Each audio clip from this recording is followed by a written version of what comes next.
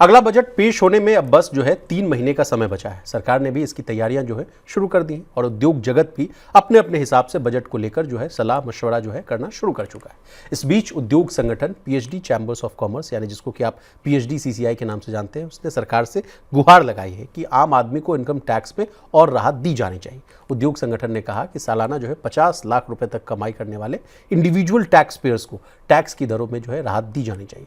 Madam, सरकार क्या उद्योग संगठनों की बात को मानेगी? जिस तरह से मुझे याद है मैडम, पिछले साल प्री बजट जो हम लोग जो है प्री बजट कंसल्टेशन को लेकर जब हम लोग चर्चा कर रहे थे, उस समय भी ये बात आई थी कि क्या बहुत कम है, टैक्स की बोझ है, मार पड़ रही है जनता पर, तो बढ़ा दिया जाए। 10 लाख तक की बात से स्टार्ट हुआ था कहानी, और अब 12 लाख है। अब 12 लाख और सैलरीड क्लास है तो अब 12,75 तक है। तो अब क्या मैडम, क्या 12,75 से गाड़ी सीधे 50 लाख तक चली जाएगी? इसीलिए तो मैं कह रही थी जो विशाल अगली खबर लाएं। अभी हम एरियर्स की बात कर रहे थे और अब अगर बताइए, अगर 50 लाख हो जाता है, मैं कोई चार्टर्ड अकाउंटेंट तो हूँ नहीं, लेकिन सोचिए अगर 50 लाख तक की इनकम पे टैक्स नहीं लगता है तो उसका कैलकुलेशन आप समझ रहे हैं सरकार के लिए कितना बड़ा टैक्स फोरगो यहाँ पर होता हुआ नजर आएगा। जब सरकार ने पिछले बजट में इसे 12 लाख तक की इनकम पर +75 अपना हम मान ले स्टैंडर्ड डिडक्शन को जोड़ करके नई टैक्स रिजीम में, तो जब किया था तभी ये फिगर्स भी निकल करके आए थे कि इससे सरकार को कितना टैक्स जाने से उनको कितना रेवेन्यू का लॉस जो है 1 लाख करोड़ के आसपास का सरकार को हो रहा है। और सोचिए जरा कई गुना, ये तो हम कहाँ 12-13 लाख से हम अगर बात करें 50 लाख जाते हुए, तो सरकार का आप रेवेन्यू फोर को समझ रहे हैं।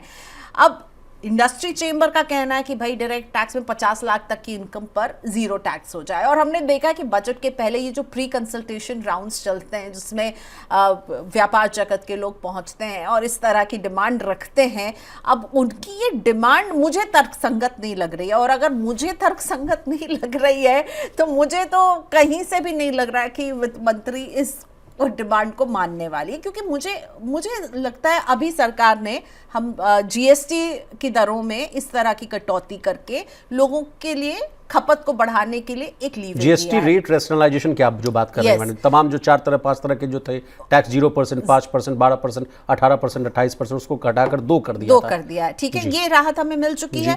पिछले बजट में हमें ऑलरेडी जो है वो 12,75 की राहत मिल चुकी है, जो अब इस 1 अप्रैल 2025 से लागू हुई। तो इसका असर तो अभी देखना ही बाकी है। ये तो अभी अब लोग जब भरेंगे अपना रिटर्न अगले साल तो इसका असर दिखेगा। तो हम क्या सोचे, सरकार ने इतना बड़ा मूव लिया पिछले बजट में, उसका असर देखे बिना वो इसको कंसिडर कैसे करेगी कि 50 लाख तक की इनकम? मुझे तो लग रहा है मैडम कि ये दिल मांगे मोड़ वाला ज्यादा कॉन्सेप्ट है कि वो दिल मांगे मोर नहीं, एक्स्ट्रा मोर मांग रहे हैं। वो तो कह रहे हैं कि कॉर्पोरेट टैक्स भी कह रहे हैं कि वो 25 जो सरकार ने घटाया था उसको और कॉर्पोरेट टैक्स को भी नीचे लाया जाए। तो मुझे ये तर्कसंगत मांग नहीं लग रही है। लेकिन हाँ, इंडस्ट्री बॉडी इस बजट के पहले प्री बजट मीटिंग्स में इस तरह की मांगे रखती हैं। अभी सरकार किसी भी तरह से जो है कम करने के मूड में नहीं है। लोकसभा चुनाव के लिए भी वक्त भी है, तो इसीलिए मुझे नहीं लग रहा उसके पहले कुछ मिलने वाला। पिछले बजट में इतनी सौगात दे चुकी है सरकार कि अब इस बजट में कम से कम टैक्स रेट और टैक्स स्लैब को लेकर कोई चेंज की उम्मीद नहीं रखनी चाहिए। दिल तो बहुत मोर मांग सकता है। जी इन्होंने तर्क दिया भाई, अपने जो कॉर्पोरेट टैक्स वाली जो बात कही, उन्होंने कहा कि 25% से नीचे लाने की सिफारिश की थी, लेकिन उद्योग जगत ने कहा है कि कॉर्पोरेट टैक्स जो है 35% था, जो अब 25% हो गया है। इससे टैक्स कलेक्शन वाला उन्होंने डेटा दिया है मैडम कि 2018-19 की जो है उस समय 6.63 लाख करोड़ से अब था। अब देख लीजिए अभी अगर फिस्कल का देखा जाए 24-25 में, तो ये उसके बावजूद घटाया आपने, उसके बावजूद 8.87 लाख करोड़ के आसपास आ गया। तो ये काफ़ी बड़ा ग्रोथ है। इस तर्क पर इन लोग कह रहे हैं कि भाई कम कर दीजिए और कम कर दीजिए, आप जो है स्लैब उसको ऊपर बढ़ा दीजिए। लेकिन जैसे आपने कह रहे हैं मांगे मोर, एक्स्ट्रा मोर और मोर दे दीजिए। लेकिन मुझे ऐसा नहीं लग रहा कि सरकार इस बार कुछ टैक्स रेट में कुछ भी कटौती करती आएगी, क्योंकि इनडायरेक्ट टैक्स के फ्रंट पर इतना बड़ा हमें जीएसटी का रेट रैशनलाइजेशन मिल चुका है।